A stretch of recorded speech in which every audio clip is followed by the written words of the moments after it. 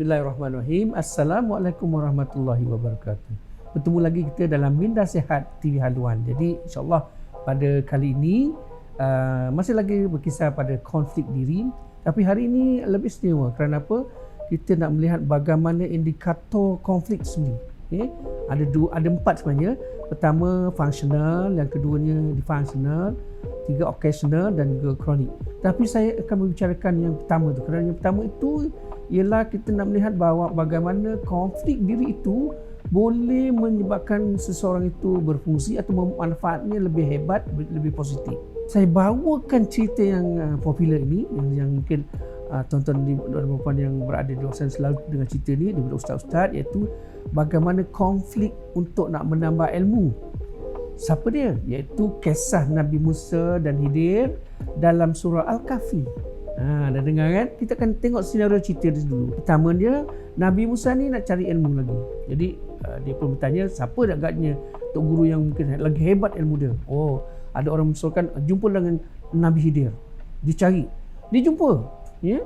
Dan dia jumpa, inilah Nabi Khidir ni kan. Dan pun menyatakan hasrat dia, niat dia untuk nak menambah ilmu dia. Okey. Nabi dia kata, okey, boleh, tapi dah ada syarat dia. Jadi kita bila menambah ilmu tu kena ada syarat dia. Syarat dia kena patuhi kerana saya tahu bahawa kamu ni tak sabar. Jadi Nabi Khidir dah tahu dah Nabi Musa ni tak sabar. Ya?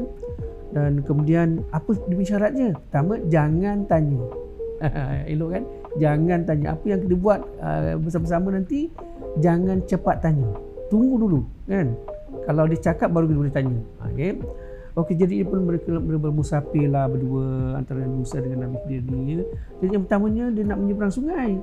Bila nak menyeberang sungai sampai ke ujung seberang sana tu, maka tiba-tiba Nabi Khidir pun membocorkan semua sampan-sampan ataupun perahu-perahu yang ada kat situ. Subhanallah. Nabi Musa kata terpanjatlah, kenapa nak bocorkan pula? Jadi terus dia tanya, wahai Nabi, kenapa bocorkan ni? Kan saya kata jangan tanya kan, kata Nabi Khidir kan. Dia jalan lagi, dia jalan ke sebuah kampung ya. Kemudian dia jumpa dengan seorang budak lelaki, kanak-kanak lelaki. Dan apa yang terjadi ialah Nabi Khidir telah membunuh budak lelaki itu. Subhanallah ya, lagi hebat ya. Sekali lagi, oleh kerana dia nampak benda yang mungkar, maka Nabi Musa terus tanya, wahai Nabi Khidir, kenapalah kamu sekejam ini membunuh budak ini yang tidak berdosa ni? Akhirnya dia kata jangan tanya, yang dah kedua dah ya. Dah dua kali langgar syarat ni. Dan yang ketiganya ialah dia jalan-jalan lagi dia jumpa satu kampung ya. Semua orang tak layan dia, orang kampung semua tak layan dia. Tapi Nabi dia pergi ke ujung sebuah rumah tu dan kemudian dia betulkan tembok-tembok rumah tersebut dengan eloknya. Dia pun tanya, dia tanya tu ya, siapa tanya? Nabi Musa lah. Wahai Nabi Khidir, kenapa orang kampung ni tak layan kita datang kat sini, tak kasih makan tapi kenapa nak bina tembok ni untuk rumah ni? Okey. Dia pun kata stop. Kamu telah pun melanggar syarat. Tiga kali kamu bertanya sebelum saya memberi sesuatu penerangan. Oleh itu, kamu diharap tidak boleh ikut saya lagi. Kamu tak boleh berguru dengan saya lagi. Okey, bye-bye. Macam itulah. Jadi sebelum pergi tu, Nabi Musa pun bertanya, apa sebenarnya yang telah berlaku ni? Jadi Nabi dia pun beritahulah ya, pengajaran-pengajaran ataupun mengapa apa yang terjadi dalam insiden-insiden tersebut. Yang kenapa kita nampak Nabi Musa berada dalam keadaan konflik dalam diri dia. Kenapa dia nampak dalam mata dia, kenapa kena bocorkan perahu, kenapa kena bunuh budak kecil tu, dan kenapa nak kena benda tembok kat rumah tu ya.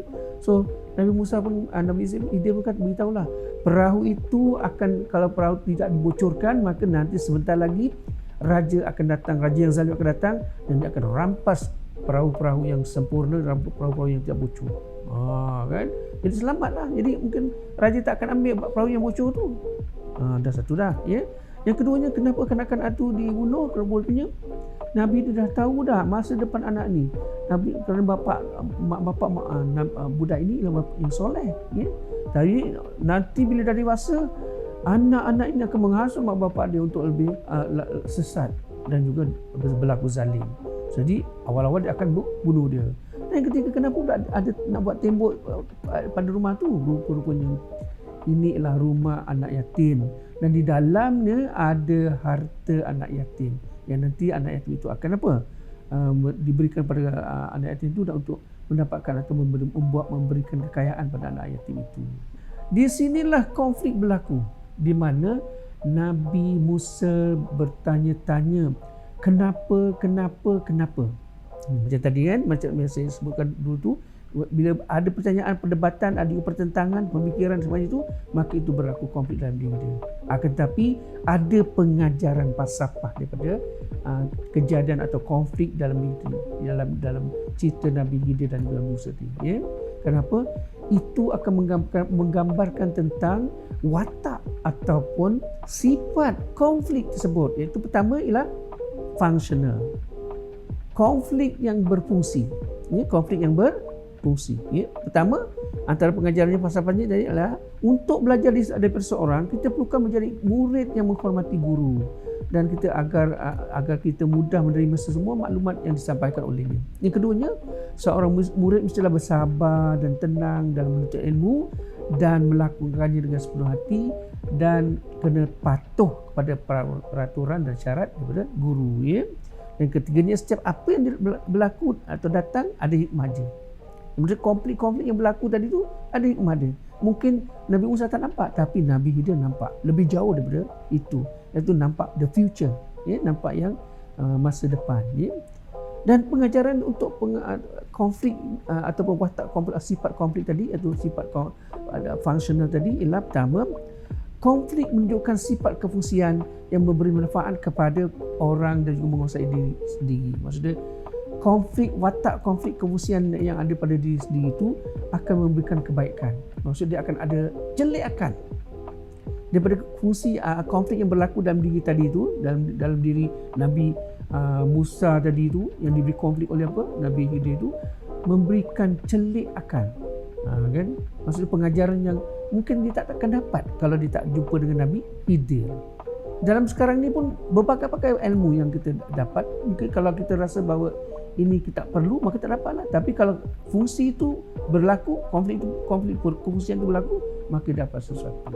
Ya, dan kalau yang keduanya tu yang watak ketidakfungsian tadi, ya, maka kita akan mengundang sifat-sifat yang mazmumah seperti sombong, ya, yang akan memudaratkan diri kita sendiri. Oleh itu, pengajarannya kita ambil konflik yang berfungsi tadi, iaitu untuk kebaikan dan juga manfaat kita, dan insya-Allah kita akan rasakan bahawa kalau kita ambil konflik itu sebagai satu ujian yang Allah bagi pada kita, yang satu yang untuk nak meningkatkan keimanan kita, meningkatkan ilmu kita, insya-Allah dia akan lebih bermanfaat. Oleh itu, jangan anggap konflik diri itu ada konflik yang memudaratkan saja, tapi untuk watak atau sifat kefungsian itu adalah lebih kita utamakan. Ya, itulah. Jadi itu saja untuk minggu ini yang berkaitan dengan watak kefungsian dalam konflik. Kita akan bertemu lagi yang akan datang. Wabillahi taufiq wal hidayah. Assalamualaikum warahmatullahi wabarakatuh.